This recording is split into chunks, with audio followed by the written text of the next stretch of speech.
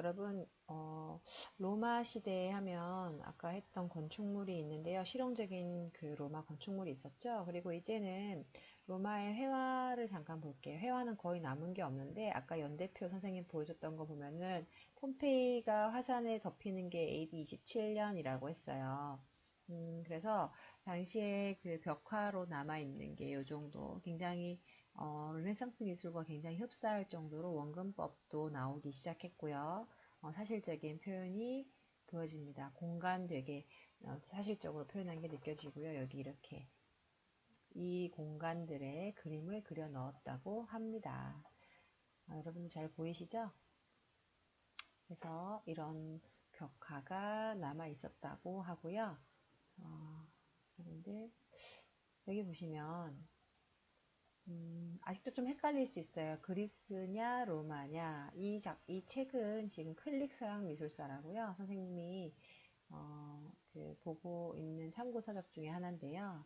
여기 보면은 그리스하고 로마는 굉장히 비슷한 특징을 갖고 있어요. 일단 설립 목적이 그리스는 신을 숭배하고요. 로마는 제국의 위험을 과시하는 어떤 실용적인 건축물이고요. 비슷하지만 다른 거예요. 이건 돌을 잘라서 만드는 벽면 자재, 정리하는 거죠. 이건 대리석이고요. 여기는 콘크리트를 썼어요. 이거는 조각을 했고요. 이거는 조각과 반대되는 약간 소조의 개념을 붙여서 만드는 거. 그죠? 그리고 기본형, 이건 직선적이고요. 여기는 곡선과 직선을 잘 이용해서 원형 그 돔이 올라가죠. 그리고 여기 지주와 상인방 구조라고 해서 지지 구조가 수직 수평으로 이루어지는데 여기 보면은 곡선적, 둥근 아치, 공룡, 아치 형태가 들어가기 시작합니다. 공룡이 들어가고요. 그리고 도리아식, 이오니아식의 그리스 건축에 비해서 로마의 건축물은 코린트식이 주로 유행했다고 하죠. 조각품은 신과 인간을 이상화한, 여신을 이상화시킨 거고요. 실제 로마의 그런 조각품들은 사실적인 인간상, 관리 같은 실제 인간들을 만들었다고 해요.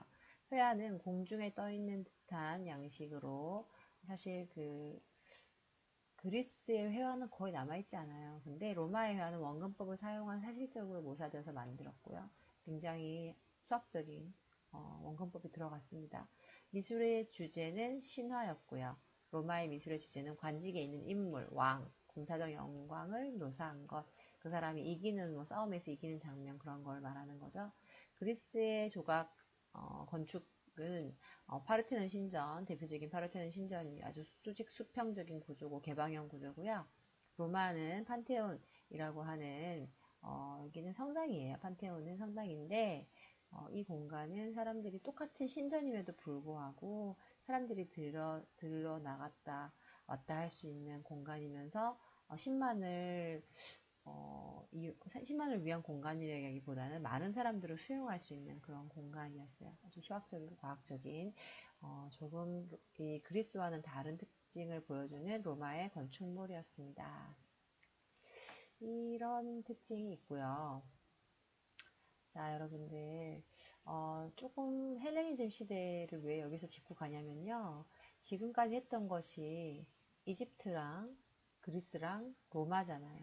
근데 이집트가 아까 그때 선생님이 쪽지에다가 가르쳐 준 것처럼 이집트랑 그리스랑 로마가 각기 다른 나라였지만 이 그리스라는 나라가 이어지면서 헬레니즘 기를 맞이했고요.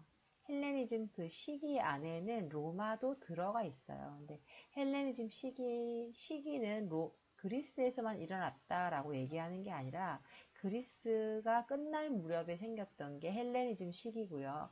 그리스를 중심으로 일어났기 때문에 그리스의 끝물, 알렉산더가 죽고 나서 있었던 한 300년 기간, 그 기간을 말한다라고 얘기하지만 로마도 분명히 그 헬레니즘 시기에는 속해 있어요. 다른 나라이긴 하지만.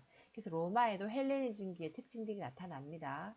그리고 어느 순간 그리스가 훨씬 더 아름다움의 이상미를 극치를 다 하다가 27년인가요? BC 27년인가요? 그 시기를 기점으로 해서 로마의 미술이 더 많이 발전을 하기 시작해요. 그래서 로마는 처음에는 그리스가 로마에게 문화를 가르쳐 주었는데 나중에는 로마가 실용적인 미를 추구하고 이 그리스가 좀 약간 그 알렉산더 대왕이 죽고 나서부터 좀 쇠퇴하기 시작하면서 그 다음에 그리스가 로마에 흡수가 되는 거예요. 그리고 로마가 발달이 되면서 헬레니즘 시기를 계속 이어가다가 나중에는 큰 통치하는 제국을 만들어내고 그 제국이 융성하다가 그 로마가 멸망하기 시작하는 그 시기부터를 여기부터는 중세 시기라고 해요. 로마가 굉장히 융성하던 시기가 있었어요. 근데 어떻게 해요? 사람들이 서로 네, 종교적으로 싸우죠. 예수님이 태어나고 그러죠. 그 시기, 예수님이 태어나는 영세기, 이때가 AD로 변하는 시기죠.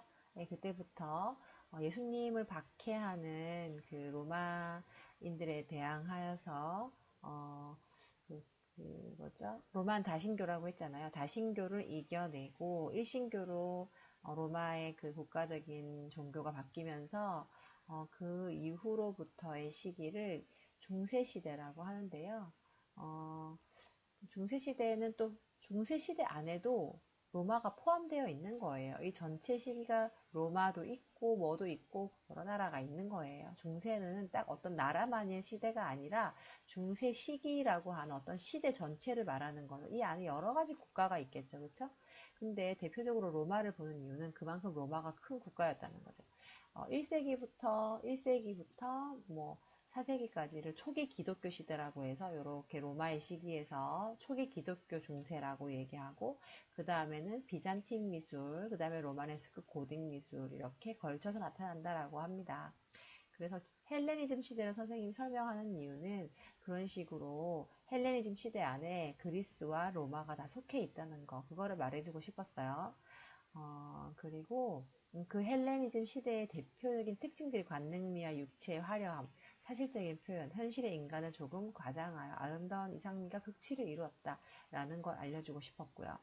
그리고 그 대표적인 작품이 라오콘이라는 거죠. 라오콘은 이때까지 봤던 그리스 로마의 어떤 형상의 형상들보다 굉장히 어때요? 역동적이죠? 아주 사람 몸이 뒤틀려 있는 모습이에요.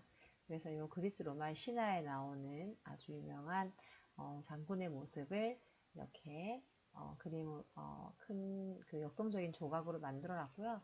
실제로 선생님이 가서 봤을 때 제 키가 한 이 정도 됐나요? 이 정도 됐고요. 그리스 헬레니즘의 이 라오콘 신상도 한 이 정도 됐던 것 같아요. 그래서 크게 아주 웅장하진 않았어요. 다만 역동적인 모습으로 표현해 놓았다는 것이 특징입니다. 그렇게